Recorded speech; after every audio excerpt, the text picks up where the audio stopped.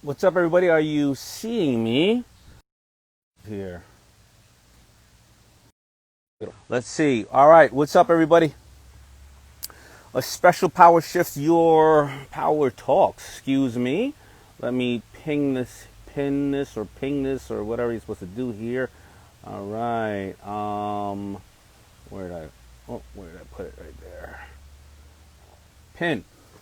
All right. So this is a special power talks, and I'm going to have on here Alfred Edmund Jr., who I had on here before, and due to whether his poor connection or my poor connection, we weren't able to finish the conversation, which was absolutely amazing. I want to get into that. I also have on here Milk Money Kitchens, who won the Bob Evans Farms Heroes and CEOs contest, and I think that we can learn from them. So if we have poor connections, please excuse that. Now, I want to make a couple of small little announcements and adjustments and tell you how you can learn from what I'm doing as well. So we looked at the data and we realized that more of my supporters and viewers are available at 12 o'clock instead of 1, because even though you're working virtually, you probably take lunch at 12. So we're going to move our Power Talks and Power Shift Your Week to 12 o'clock. And because I wasn't able to do it a little bit earlier this week, this is why I'm doing this one today. So how can you learn from that? Well, look at the data after you're talking or doing your posts and see where your people can, get a hold of you and where the traffic is most, and adjust it. And we learned at 12 or 3:30. And by the way, that's just a fire I have going in the back. Don't think that my place is literally on fire. So you can learn from that. Earlier this week, I did just a Power Shift Your Week, and I had an interview with a young lady, Curlinistas, and it was so absolutely amazing. And now you can see how sharks invest in things. Not saying I'm investing in this young lady's company, but it was brilliant because she's a curly-haired little girl of color, and just the night before, my daughter was saying to my wife and I, "Mommy, I want my hair straight like yours." Even though her sister's hairs are curly. And then the next night, she's like, "I want it curly," and then she's like, "I want to be, this way or that way." And self-confidence is something that kids need, no matter what color, size, age, or gender they have. They always want to be something else. And listen, you know what? Adults always want to be somebody else or something else. And my daughter also one night would say, "Mommy, I want my skin white like yours." And the next night, "Mommy, Daddy, I want my skin dark like yours." So I found an amazing interview that I happened to have by mistake. And I posted it, and as well as I took that little piece and showed it to my wife and showed it to my daughter. So I learn as we're going through these, and it's just like my books. I learn and I share with you, and hopefully we can all learn from that. And I know there's been a lot of talk. Somebody said, Reese said she loves being mixed. Absolutely. You're a little bit of everybody. Most of us, almost all of us, are mixed in some sense, unless, most of us are mixed in some sense, right?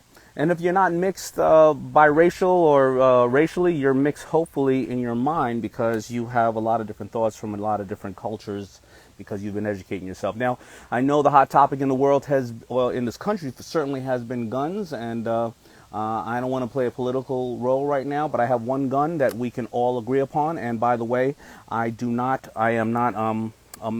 own any of this company or have any investment in. I don't even know the owners, but it's called, and most of the dudes are like this, the assault rifle. Wait, the bug assault rifle. Check this thing out right here. This thing is amazing. You load it up with salt. You crank this bad boy, and it shoots out a bunch of salt, and you can kill any bug. And while I'm out here in the country, I'm like the Terminator. Ladies, come on, listen. Guys got nothing better to do. I mean, this is the things we do, See? That spider's dead. That spider will not be biting me and my family. Anyway, go check that out. Now, let me see who I'm going to bring on first. I'm going to bring on Alfred, because many of you probably did not, or some of you did not catch the last conversation that him and I had. I happen to know his background very well, but I'm going to read it off, and we're going to go and start digging into things. All right. So Alfred, his background is successpert. Focus on the habits and behaviors that produce 4 things: financial, fitness, physical fitness, mental fitness, and relationship fitness. All right, now, why is he an expert in that? Okay, I'll tell you why exactly. I'm glad you asked. Teaches people how to stop doing unhealthy, self-sabotaging things for love and how to adopt a result-driven framework for a healthy, smart relationship and make smart relationship decisions. Uses those methods within his financial and business journalism. Works at Black Enterprise, work as a radio show host, and Grow Zone relationship education business. Award-winning natural bodybuilding competitor, over 50 years of age.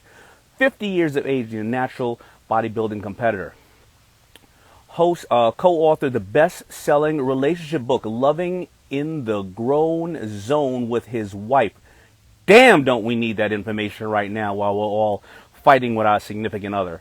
Hosted Money Matters and nationally syndicated radio segment on American Urban Radio Networks. Currently a high sought-after public speaker, which we sometimes have the honor of representing him, and is a senior vice president and executive editor at large at Black Enterprise, where he recently launched his new series, Beyond the Hype.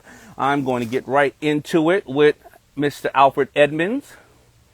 There he goes. Mr.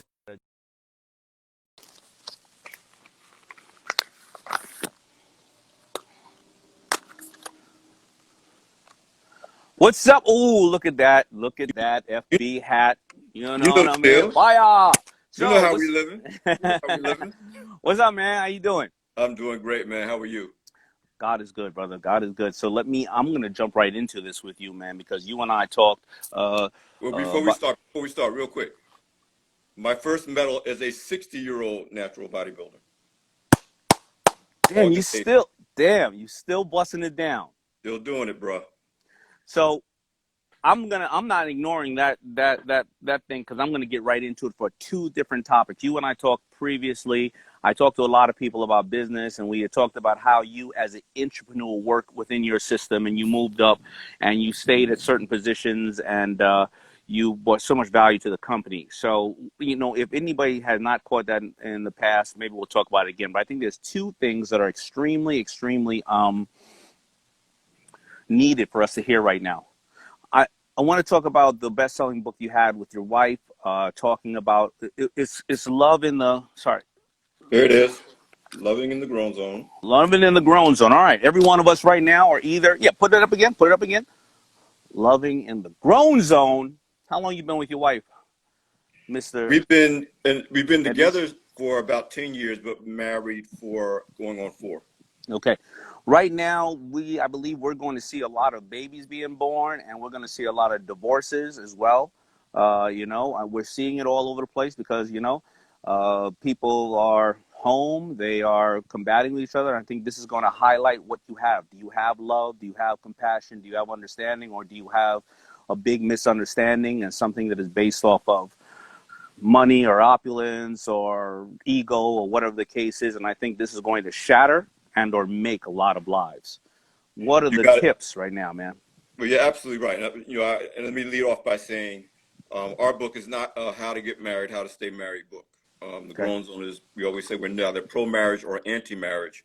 What we are is advocates of the healthy relationship foundations that are necessary for marriage or relationship to work.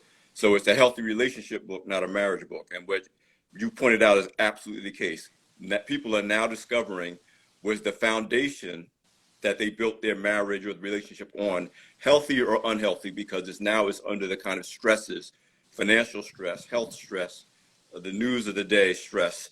The foundation is now under stress, and people are finding out whether their relationship was healthy from the start or not.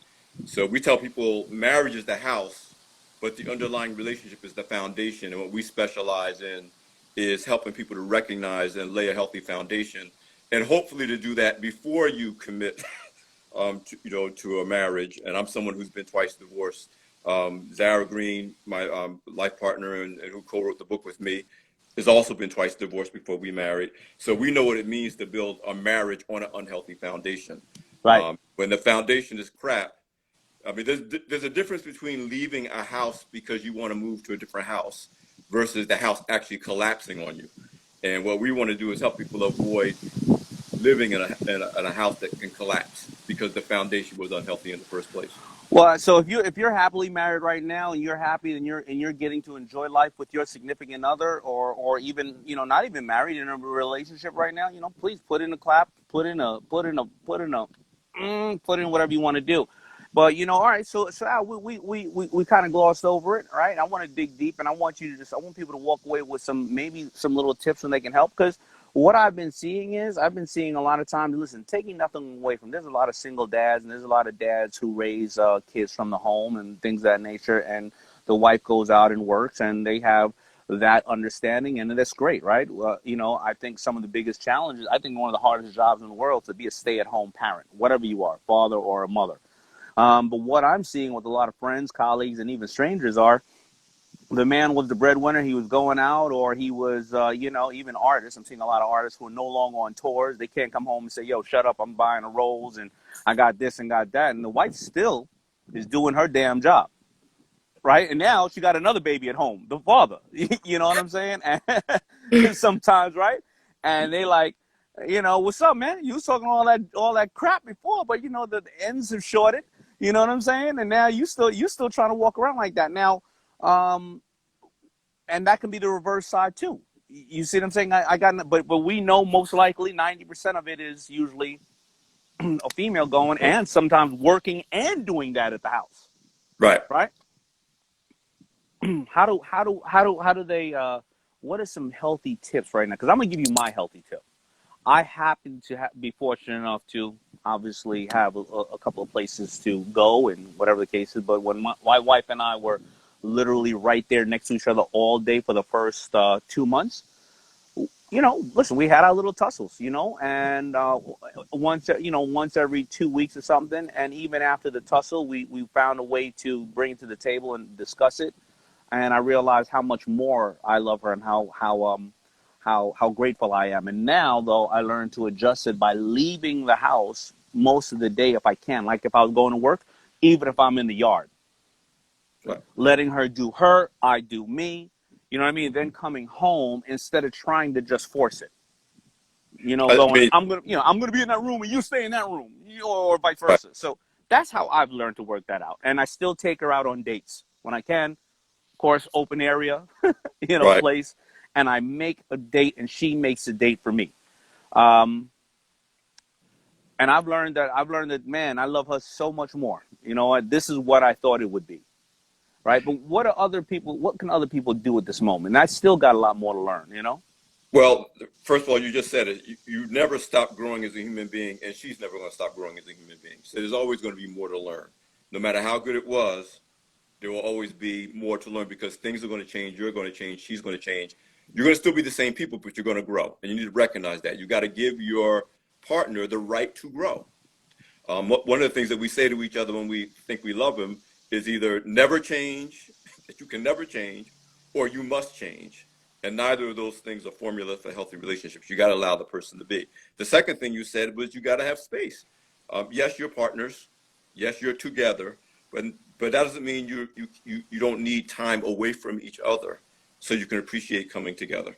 And in this quarantine, shelter at home, COVID environment, that can be difficult. If you have space, then physical space, then it can work. But sometimes it might mean you're right. Somebody might need to leave the house and go for a walk, go for a bike ride, and come back to give the other person room and space so you don't get on each other's nerves. But the seminal question that we ask people to ask themselves whenever the relationship is being tested is, does the pressure cause you to turn to each other or on each other? If it constantly causes you to turn against each other and on each other, no matter what the outside circumstance is, then you have an unhealthy relationship. All unhealthy relationships must end. Now, does that mean you got to break up or get a divorce? Not necessarily, but you have to renegotiate the relationship on new terms. For example, if you're used to having your spouse be away from the house, 10 hours a day because they work, and now because of the COVID, crisis, they're home all day, you may have to sit down and say, okay, how are we going to negotiate the terms of our relationship in such a way that it remains healthy going forward, as opposed to one of us deciding I can't take it anymore and I'm out. So again, if it's unhealthy, it must end, but you have to decide the terms, and both people have to be down. I think Joey said something really great here. So you need to fight together, not fight each other. Yeah, and if you consistently are fighting each other, then there's a deeper foundational issue with the health of the relationship. Because if you're in a healthy relationship, adversity causes you guys to draw together as a team, and you look at the adversity as the problem.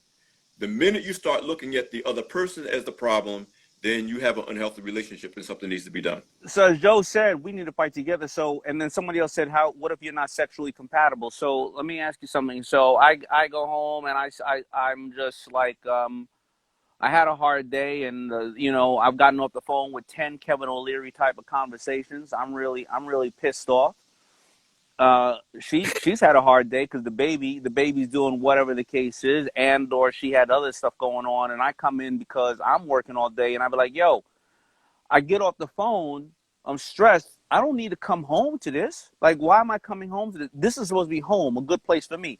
So how do we fight together? And she go, or how do I and her go, you know what? Let me understand let me have empathy. I'm the big old guy here, always talking about having empathy for your customer, but having empathy for your significant other. How do I say, you know what, before I tell you what happened to me, or before I say, leave me alone, I don't want to argue, what happened to you? Like, how do I say, well, let's fight together to solve each other, to be the joy in each other's day? How do we get that conversation going is the challenge. You know what I mean? Because sometimes you can come home and just come out of your face sideways and not realize that it's only because of the shit you've been through during the earlier part of the day, and you don't mean to take it out on this person, but this person is just a 10th person that irritate you at home. You know what I mean? Yeah, and I don't want to make it sound like it's easy, but think about this. One of the, and we identify characteristics of a healthy relationship. One of those characteristics is safety. In your relationship and your home, that you live within, it's supposed to be your safe haven. It's supposed to be the place that you can come home and take off your armor. She can take off her armor.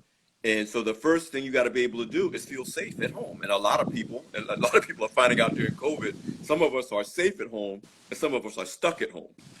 And if you're constantly thinking yourself being stuck at home, then again, you got to examine the foundation of the relationship. But if you're safe at home, you come home from your day of dealing with Kevin O'Leary and his drama, and you say, I'm going to come home, but I know that I can take off my armor because she's going to listen. And by your same token, you got to say, I'm going to listen to you. If you have two people who are willing to listen and say, listen, I'm going to sit down and we're going to just listen to each other. What that does is creates a sense of safety, and that sense of safety is necessary for the other positive aspects of the relationship to happen, including sexual intimacy. But just knowing that when I come home, this is the space where I can be safe. But you got to have enough space in your own head to say, I know I'm upset, but I got to listen to her. And she has to feel like I had a rough day, but I'm going to listen to him because this is my teammate, my partner. All right. So listen, obviously people can follow you and find out more information about that aspect of life. And again, there are so many other, I come at it from a layman's point of view. There are so many other relationship experts that I'm sure you can suggest and talk to. So let's get into the bodybuilding part. Natural bodybuilder at award-winning at 50 and now award-winning at 60. How, I keep trying to work out. Every time I buy a bunch of different weights and all that kind of stuff, and I'm trying to eat healthy as well. But, the body just, when you turn 50, things start to swell on you. You never realize you actually had in your body. You know what I mean? So what are the keys for people right now? Natural. That's the key point. What are the simple tips right now? I know we hear it from everybody else, and so what can you say to people right now who just want to live a little bit of a healthier life and little small things to do? Because they say that six packs are made in the kitchen, right? And right now my kitchen, I try not to have the Cheetos in there and the Tito's in there, but it just be calling me, Al. It be calling me, man. They be calling me. So like, what do you tell people, man? Listen, first of all, let me tell people, because if you go to my Instagram right now, you'll see I just posted pictures of my last competition, and I have to explain to people the way I look to compete is not necessarily the way you're necessarily going to look based on just having a healthy diet. I mean, I do, as training to be an athlete is different from just training to be fit. So I always tell people, don't look at these Instagram pictures, especially women, that you see these Instagram models and think, oh, how am I going to get like that? I mean, they have to do some things to get like that, and you may not want to do that. So, don't get caught up in the highlight reel of Instagram or social media. and then start body shaming yourself because you don't look like that. Let me say that first up. But the rest of it, I tell my friends and people who ask me some basic things you should do. First of all, if you know you love Cheetos, don't bring Cheetos into the house. Like my weakness is sweet snacks. I love Oreos. There's these little chocolate covered shortbread cookies called Little Schoolboys. You can buy them. I know not to bring them into the house. I'll eat them, but if I'm out someplace, I might buy some and eat them. But I never bring that stuff into the house because if it's in the house, you're going to eat it. I know, but see, you know what? Listen, Al, man, listen. Truth be told, it's easy for me to say, "Yo, man, stop touching, stop going after the little schoolboys," just because it's called little schoolboys. But anything with Cheetos, Oreos, Tostitos, Doritos. Don't bring them into the house, bro. That's what I'm saying. Have it when you can, small, but never bring it to the house. But here's the biggest. If I had to give one single piece of advice to people, don't drink your sugar. Meaning, I don't touch soda. I drink fruit juice maybe once a week, small glass. Most of the sugar we take in, we drink. Good point. That creates all kinds of inflammation issues. It makes it harder to lose weight. It just creates problems for your body to function properly. But we live in a society where sugar is in everything. But the fastest way to get sugar into your body is to mainline it by drinking it. Good way to think about it. Don't drink your sugar. Don't drink your sugar. I drink tea, coffee, black, no sugar. I may have a ginger beer, but it's pure ginger beer because ginger is really good for you.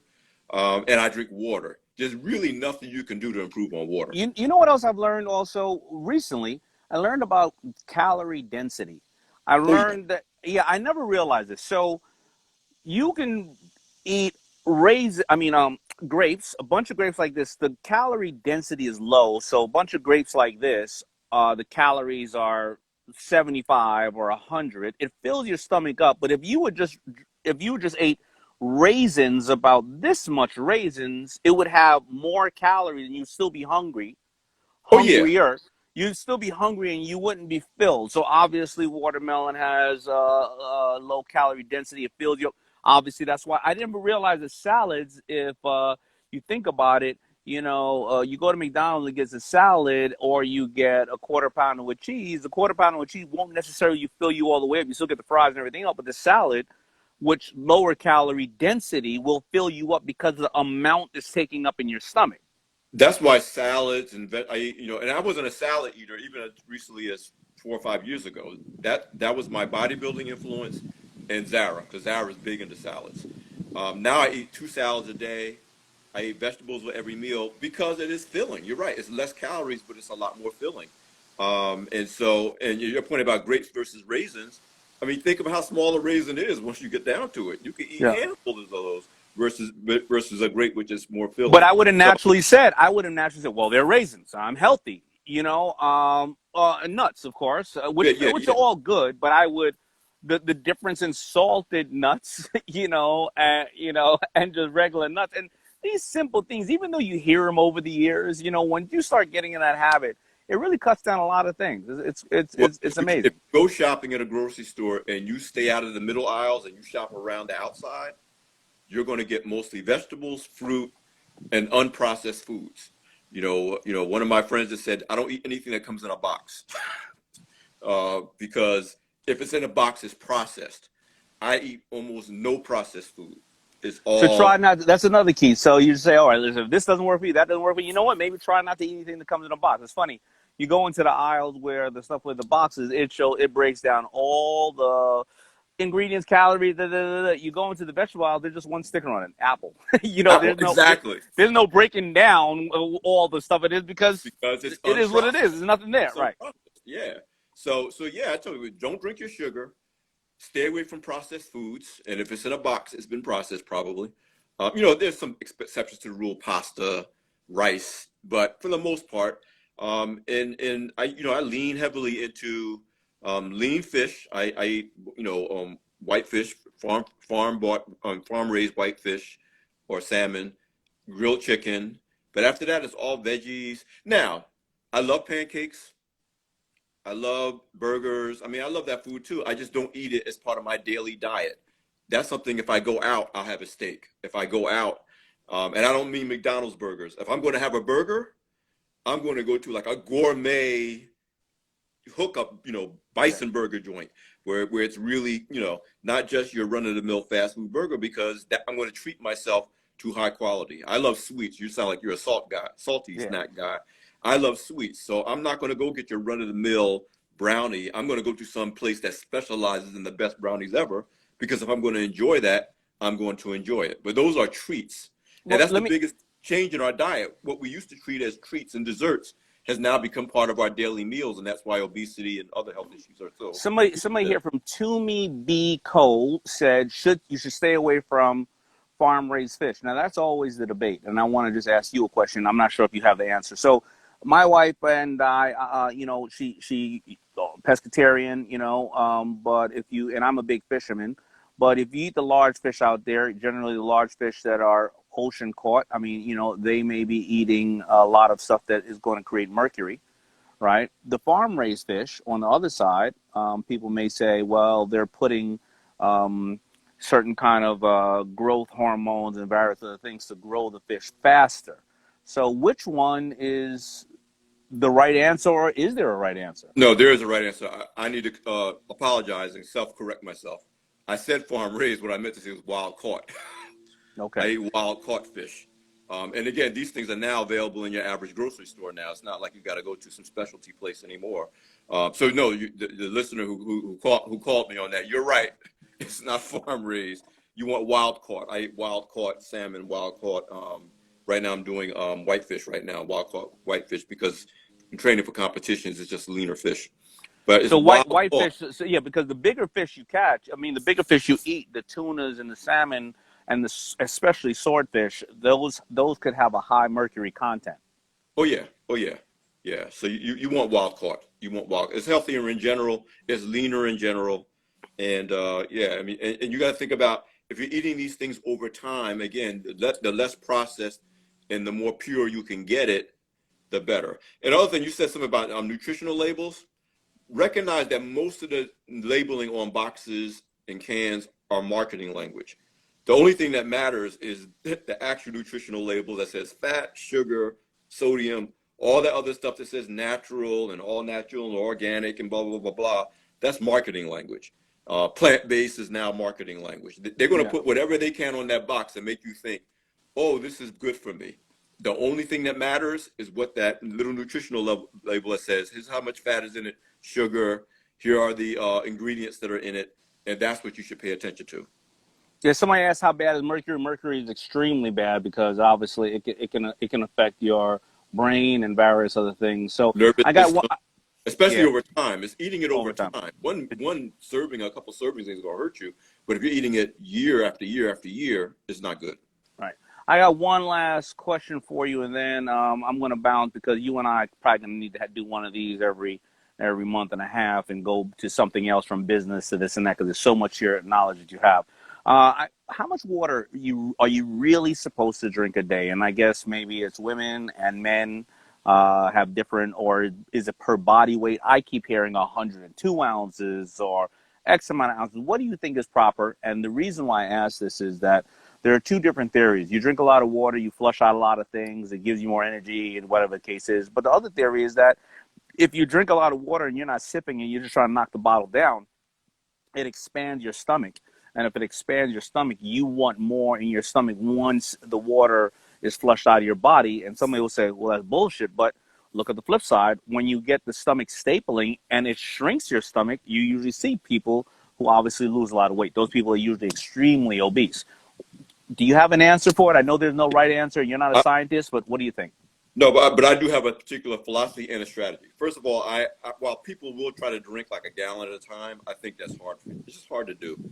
Taking that much water at one time, your body can't process it that quickly, and you're just going to, like you said, it'll just expand and then just leave your body right away.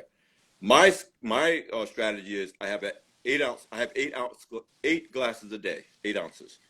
I have one right when I wake up. I have one with every meal. I have one right before I go to bed.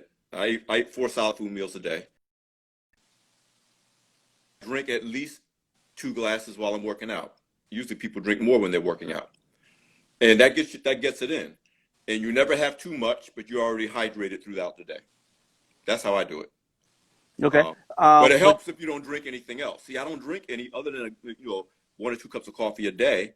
I don't drink anything but water. well, So a let me. lot of times people have a hard time getting the water in because they're drinking soda and other things, and that takes up your hydration space. But another philosophy, and obviously you know better than me because you're the one in shape and I'm not, is that you should not drink too much water when you eat because your eyes supposedly measure the food that's about to go into your system and it creates a certain amount of acid to to absorb it. And if you drink the water, you're diluting the acids because your eyes have already just weighed the food to create the acid in the stomach. Is that true or not? What do you think about that? Man, I had never heard that one before, but it could be true. But my thing Well, my is, man Pookie told me that, and that means it's right. well, that's my thing. If you spread it out over the day, 8 ounces when you first wake up. I have a glass of water on my nightstand right before I go to bed. I just leave it there. Wake up in the morning, drink it. Go brush my teeth and do what else I got to do. Breakfast, 8 ounces. Lunch, 8 ounces. Another meal, 8 ounces. I mean, if you spread it out throughout the day, you won't feel like you got to run to the bathroom every 10 minutes. But you'll know you got your 64 ounces a day in, and your body will work perfectly fine. All right. Well, everybody remember that. Check out my man Alfred Edmund. Remember, he said he puts the bottle of water by his bed, and you drink it in the morning, right? Yep. Yep. Okay, because if you put it, because a lot of my followers, they may be a little bit older. If you put it by the bed at nighttime and drink it during the night, you will lose weight because you'll go to the bathroom several times, and sooner or later in the dark, you will fall over, bust your chin open. You'll be in the hospital. You'll be only sucking your meals through a straw. If you're like Here's me, the because you're other gonna go to thing the about bathroom 10 spreading it out. times, and then you'll lose weight. Here's the other thing about spreading it out throughout the day. If you don't drink it all at one time and you just drink it throughout the day, you will not have to run to the bathroom 15 times at night. Just spread it out. Your Because if body I will drink it at adjust. night, man, I'm going to the bathroom 6 or 7 times while I'm sleeping. I'm definitely going to trip over the cat or the baby. Something's going to happen. You work it out. You'll work it out. All right, man. Listen, man. Stay safe, man. Thank you for everything. And Thank we'll you, be, we'll bro. be chopping it up again. All right, brother.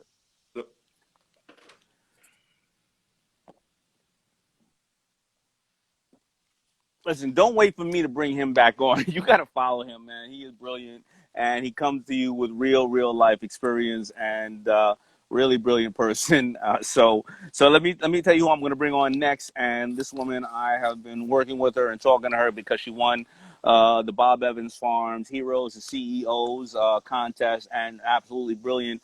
And a lot of you are going to be able to learn from her. Her name is Nancy Preston, and here's her background. She was born in South Korea and adopted, then immigrated to the United States with her new family to live in New York City. Her mother worked many kitchen jobs all over town selling kimchi and fried dumplings. I love fried dumplings. In church parking lots trying to make ends meet. This taught Nancy the power that can come from cooking and food entrepreneurship, which inspired her company, Milk Money Kitchens. Nancy served as a U.S. Army engineer and then pivoted to found and become CEO of Milk Money Kitchens, Inc., a co-work commercial kitchen company where food entrepreneurs can rent a kitchen and launch or scale a business with less risk and more opportunities to succeed. Damn, we need her right now. Milk Money Kitchen is an impact entrepreneurship in Manhattan. Oh, sorry, let me go back over that again. My eyes are getting bad. Milk Money Kitchen is an impact entrepreneurship in Manhattan. That's a typo. That creates small food business owners and develops them into food CEOs. Let me bring on Nancy. Where are we at? Well, Nancy.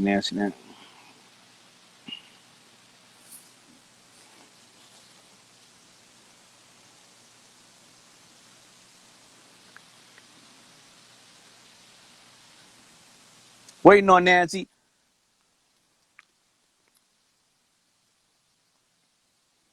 Waiting on Nancy. Here we go. I think I got to do it again. Let me try it again. Where'd she go? All right, waiting on Nancy. So while we are waiting on Nancy, I want you to remember this. She came over here. She was adopted, but she was welcomed to this great country. And guess what she did? She's trying to help entrepreneurs now, but more importantly than that, She's a veteran, and she helped to protect the freedom that we have. That's why we have to let everybody over here to this great country. Because unless you're Native American, none of us are from here. We were either captured and brought over here, or we came on our will. Hey, Nance, what's Hey, happening? I made it. You did. You did. So first of all, thank you for your service. Every time I see you, I would love to tell you that. You I know, appreciate it. I have the Thanks. ability to sit here and talk crap because of the freedom that you and so many of our great men and women have provided for us. So thank you. All right. So let's talk. Let's talk about Milk Money Kitchen. You know, I shared with people generally what it is, but you know, I'm reading, and you know, plus me being dyslexic, I half-ass read it. Tell me about Milk Money Kitchen, what you're doing, how many people you got over there, and how somebody right now can utilize you or do it in their own version, in their own world. But tell me about it right now. Yeah. So it was supposed to be a space kind of like a WeWork space where you can come in, rent a kitchen, and build a business. We want to change the food industry into from a play-to-play system to a pay-as-you-go, so that food entrepreneurs can grow into the business instead of being boxed out because of a lack of money. So, but before COVID, we couldn't open the kitchens yet. But we recently opened a new facility, which is a pop-up space. We took over a distressed restaurant that now we converted into a pop-up space and market for local makers. So here is a launch pad sort of where we can bring on our local New York City makers, bring New Yorkers the cool and unique and eats that we love, and bring it right here in the East Village. So this is where we're starting.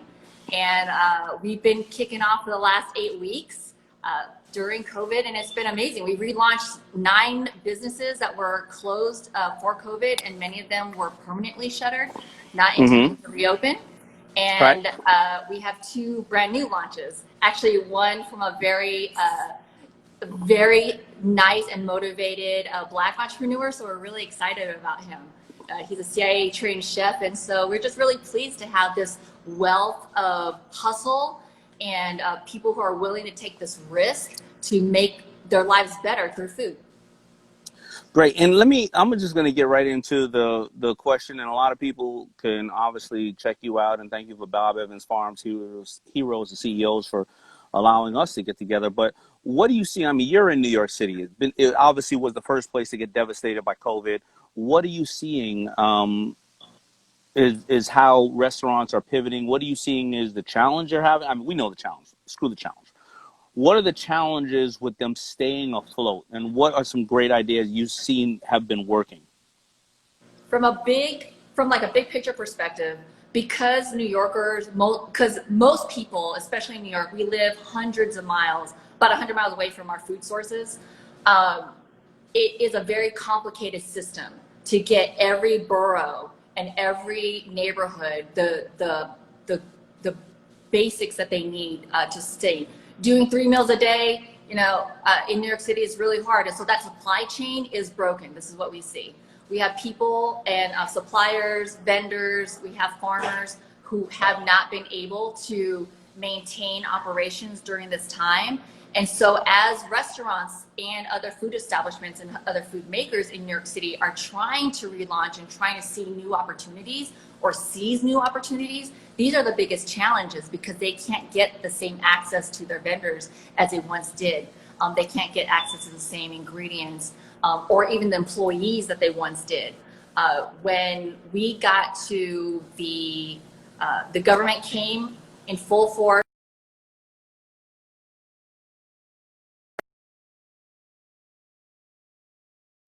A good unemployment system is that now when restaurants are trying to reopen, we have to convince people to come and not take unemployment and instead work for us. So those are some of the challenges we're seeing. And it's not something that's going to be fixed for a while, but we're not in the same situation we were when we hit the financial crisis in 2009. We still have a very strong economy. We have we have industries that are still in position to work. And so for my strategy during COVID and even right before the onset and right before the city shut down was we pivoted to just a strategy that is survive now to thrive later. because we know the recovery is going to come. We just don't know when, and so we plan for a year. So the idea was just to survive.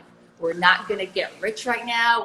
We may not even break even, but just keep our supply chains open. And that's what was really successful for us, was when we were running Food for Impact, which was part of our social impact mission with 2 of our other food entrepreneur partners, that helped us keep our supply chain going. So even though we weren't making enough revenue to break even, the longer impact and the greater impact was keeping our supply chain going, our vendors, our packagers, our farmers, and keeping our people employed.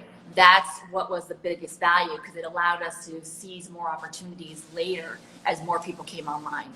Now, well, a couple of people said I'm frozen. Can you see me? I'm sorry? A couple of people said I was frozen. Can you see me and hear me? I can see you and hear you, but you are frozen. I am. Wow, that sucks, man. That technology sucks. All right, tell me when you can see me and you can hear my question. Or you can hear my question, right? I can hear you. Mm-hmm. All right, so I'm gonna just do this without you having me able to see me. So, but the other, you're saying the supply chain is broken. What about, forget the supply chain? What about, listen, I've had my shop, I got my PPP, I ran through it. I don't have outside seating. New York is slowly opening. How do people get people? How are they getting the business? What are you seeing? Anything happening? Delivery. However, of course, it's not as lucrative as once we might have thought it would have been for restaurants and other food establishments. It's very lucrative for the delivery apps, but not so much for the establishments. And so people are starting to get creative. We are building into the streets, and there are amazing street cafes all over New York City. Come to the East Village and check them out. It's really quite a thing to see people really hustle. And they're not, what I see with small businesses is not something that I see with big business necessarily, because that's just not my world. But I see the small businesses really pulling together, trying to keep their staff employed, trying to keep their vendors paid. They have taken loans, and many of them have not gotten PPP. I only know, out of my 60 members, my food business members, and all my other food business associates, only 2 people have been approved for PPP, and only 1 entity, only 1 small food business has received any funds from our networks. And so it's been really surprising to us, but not surprising in a way that we're not going to expect the government to fix our problems. So we expect business to fix our problems, and that's why we've all come together trying to fix each other's problems and help each other grow. So to answer your question in a shorter way, is they're doing anything they can, but it's not to be able to necessarily pay the rent. It's not necessarily to be able to really hit home runs. It's just to survive. They want to pay their people and keep their supply chains going. And I think that is a good strategy for now. Something I saw earlier, I was talking to a friend of mine, and he happens to own a candy store in New York City, but they were selling coffee as well out of the candy store, the traditional candy, regular candy, and they were deemed an essential business because they were selling coffee and things of that nature. So what he did was he used to have 2 little tables in the candy store. He then got the street permit and he opened up 7 tables, but because he doesn't have all the other items in there, he worked with a bakery that was closed, and he worked also with an ice cream shop who now sell all those things to him, provided to him, to now expand, his business. And now he went from being a candy person to now candies and cakes and cookies and ice cream. And he said he's doing 2 to 3 times more business than he ever did. So is that what some people should do? Should they say, listen, I'm already serving steak, but I don't have all these other options, and all these other people potentially close. Let me grow my dessert side of the menu, or grow this side to just keep more people coming in. I mean, are those good things to do? That's exactly right. If the strategy is to survive now to thrive later, then you sell anything. During COVID, we were selling meals, we were giving away meals for free and selling them at cost or just below cost to hospitals and anyone who actually raised funds that could afford it. But if they couldn't afford it, we gave it for free. And in that, we are also selling and providing face masks that were made by other veteran entrepreneurs that pivoted their company from a nonprofit backpack company to a mask manufacturing company. And another one of our colleagues that had an air vodka company in Brooklyn, they're making vodka out of air. The same process they applied to making and alcohol-based hand sanitizers out of the same process. I mean, if you want to survive and thrive, then we've got to figure out ways to take what we know and just sell it. Figure out ways to sell it. And yeah, I think that guy's brilliant. Expand. You're not a cookie maker, because when you have a brick and mortar in New York City, you're everything. You're the garbage man, you're the sweeper and the janitor. You're also baking the cookies. You're also at the POS. You're everything. So what the people that have been successful during this time have been people that have seen themselves as not one thing, but the bigger thing of, I've got to survive now. So whatever I know how to do, I'm going to just employ that and see what works. So here's a tough question. I have a restaurant and it was doing well. And you know what? I may have to close it down. I don't know if I can last, 6 more months, a year. What do you say to that person? Do you say, try to hold on? Do you say, you know what, close it down now so you can save some of your cash and do something else virtually or whatever the case is, and then reopen in the new economy, because you may reopen smaller or online, or like, what do you do? Because entrepreneurs sometimes are too hopeful, and then the business is just not there anymore, and they went ahead and they used all their profits, they mortgaged their home, and it just not happen. Like, how does a restaurant person take inventory and say it's going to happen or it isn't? At what time do you throw in the towel to maybe come back and fight better another day? We've been answering this question all year, and it's a complicated question, but we start with, you got to know your numbers. Jelena is she's a CEO of the laundress, and she's also my CFO. She said, you've got to know your numbers. If you're going to make any strategic decision, whether it's a food business or not, you've got to know what your run rates are, how much cash you have on hand. Cash is king, no matter what your product is. Cash is king. If you don't have cash enough to see your way through this, then maybe it is one of those really tough decisions that a lot of my food entrepreneurs had to make too. Is like, you know what, I'm gonna reserve not just funds, because at this point they didn't have a lot of funds to reserve. It was their mental health. Let me reserve my mental health and let me close down now, and then reconfigure and restructure my business for a later time. I think that's a smart move. People know themselves. People that have been in the restaurant business or the food industry, especially in New York City, for a while, they have struggled throughout. Even when you're doing well, you're still struggling. And I know Danny Myers and big restaurant groups had to close down many of their restaurants. These are huge decisions for them. They are very emotional decisions, because they have livelihoods that they were providing for. And so they did not enter, none of the big entrepreneurs and none of the small entrepreneurs entered into that decision to close down or to reduce their footprint lightly. It's been a very hard decision for everyone. But you got to know your numbers. If it'll help you survive now to close down, to be able to thrive later, then that is my advice. You look at your numbers and see what you can do. But it's a really hard time right now. And it's very hard. I don't fault anyone for changing their mind. No, you got to get small. Sometimes if you have to, and it's hard having to let go, a staff of 2, 5, or 10, then look at your community and feel like you failed, or look at your family and feel like you failed. However, the other flip side of it is, if you employ a staff of 2, 5, and 10, you don't want to let them go, but you're going to have to let them go in a month and a half instead of right now. Well, then, the inevitable is inevitable. Prepare them and talk to them so that they can prepare themselves and be big boys and girls and realize what they got to do. If you're thinking about the ego, here's the best part about right now. Everybody's going through it. Ain't nobody going to ever blame you for closing down due to COVID. If it's your ego, I hope you're not in business due to your ego.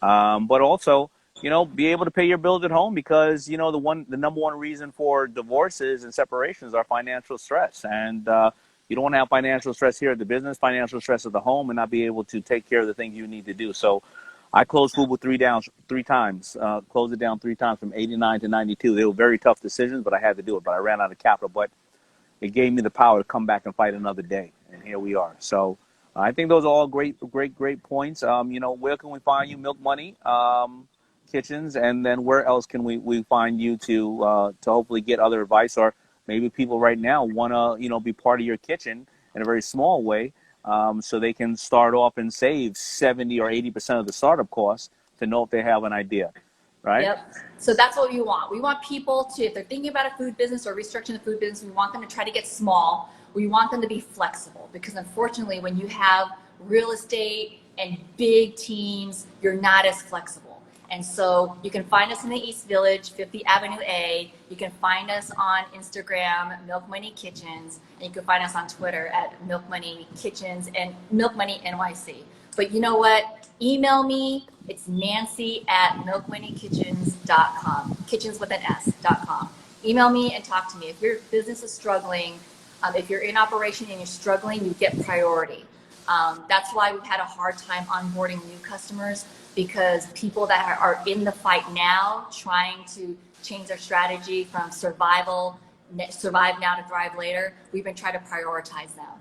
So, but be patient with me. We will get to you. If you're struggling now and you're in operation, we will prioritize you. Excellent. Thank you for, during this time, that's what true entrepreneurs do. They don't think about themselves. They go out to help others. Thank you for giving everybody your email and allowing them to call you and tell them how you're going to prioritize if they're in that area. So thank you so much again for your service. Thank you to our country. Thank you for your service to entrepreneurs. And thank you for Bob Evans for connecting us with the Heroes and CEOs contest. And I wish you all the best. And I will